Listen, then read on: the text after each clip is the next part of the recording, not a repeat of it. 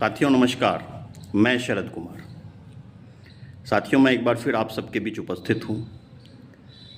साथियों बिहार में विधानसभा चुनाव है सामने और आचार संहिता भी लग गया है। आज मैं फिर बिहार सरकार के जो विभिन्न संवर्ग के सरकारी कर्मी हैं उनके विषय में मैं चर्चा करूँगा। साथियों पिछले 6 माह से हम लोग देख रहे थे, मैं अपने वीडियो के माध्यम से ही बराबर आप सबको बताते रहा कि विभिन्न संवर्ग के साथी चरणबद्ध तरीके से आंदोलन किए थे। चाहे वो लिपिक संवर्णालय के लिपिक संवर्ग हों, पंचायत सचिव हों, राजस्व कर्मचारी हों, डेटा एंट्री ऑपरेटर हों, या फिर संविदा के साथी दूसरे स्कीम के हों, स्कीम वर्कर्स हों, आउटसोर्स के कर्मी हों। कुछ आउटसोर्स के कर्मी और कुछ स्कीम वर्कर्स को तो सरकार ने चंद रुपये, एक तरह से कहें कि उनको कुछ पैसे दे करके संतुष्ट करने की, बढ़ा करके उनको संतुष्ट करने की कोशिश की गई। लेकिन जो अहम सवाल था, जो मूल सवाल था, वो सवाल लिपिक संवर्ग, राजस्व कर्मचारी, पंचायत सचिव और डेटा एंट्री ऑपरेटर का भी था, जो उनका वाजिब मांग था। ग्रेड पे का सवाल था, गृह जिला पदस्थापन था, या वर्षों से जो कार्यरत थे डेटा एंट्री ऑपरेटर उनको नियमित करने का सवाल था, वो बहुत महत्वपूर्ण काम कर रहे हैं।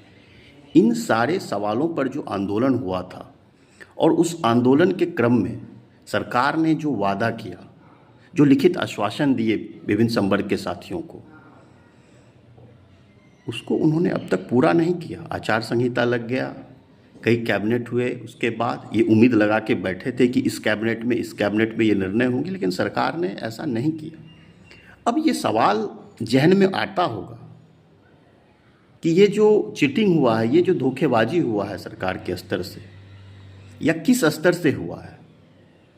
क्या हमारे नेतृत्व साथियों ने चीज़ों को ठीक से समझा नहीं, हमें ठीक से समझा नहीं पाए, हम कर्मचारियों को सही बात नहीं बता पाए कि हम जिस सवाल को लेके जा रहे हैं ये कैसे लागू होगा, किस प्रकार लागू होगा, किस प्रकार से और आंदोलन को व्यापक बनाना था? कहीं ना कहीं कमी तो रही है। और मैं प्रायः इस यूट्यूब वीडियो या इस माध्यम से मैं आप सबको बताते रहा। इसमें कई साथियों ने नेगेटिव कमेंट्स और नेगेटिव थॉट्स भी रखे।